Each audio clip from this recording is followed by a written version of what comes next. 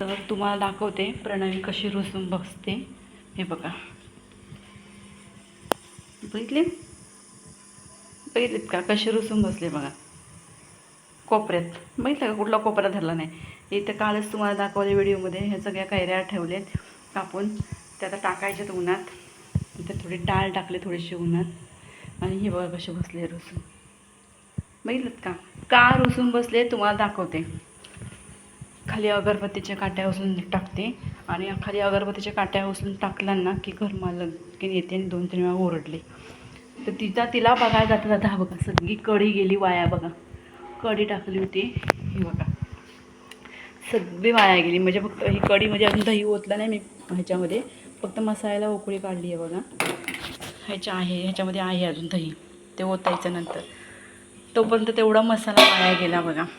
ही जे चहा ओतून ठेवलेली सगळी कामं आवरली. म्हटलं आता बघा खायसाठी डब्बा काढला तिला, आणि ती खाली बाहेर काट्या फेकते अगरबत्तीच्या. तर घरमालकीन वगैरे ओरडते म्हणून तिला मी ओरडली तर बघा इथे येऊन बसली ती रुसून. चल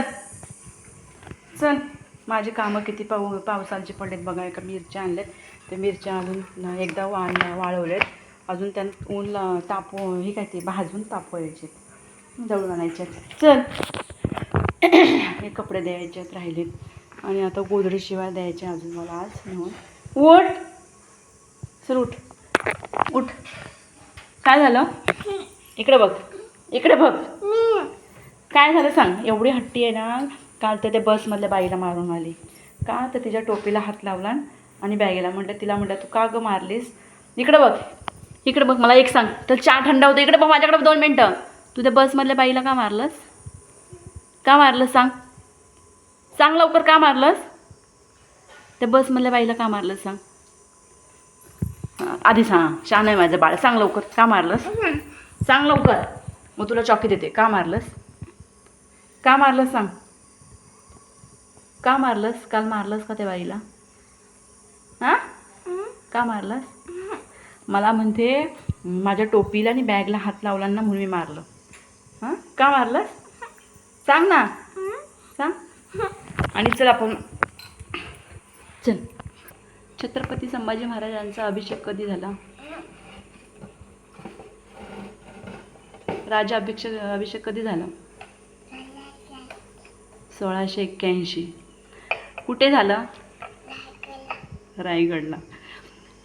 छत्रपती संभाजी महाराजांनी कोणत्या धर्माचे पालन केले?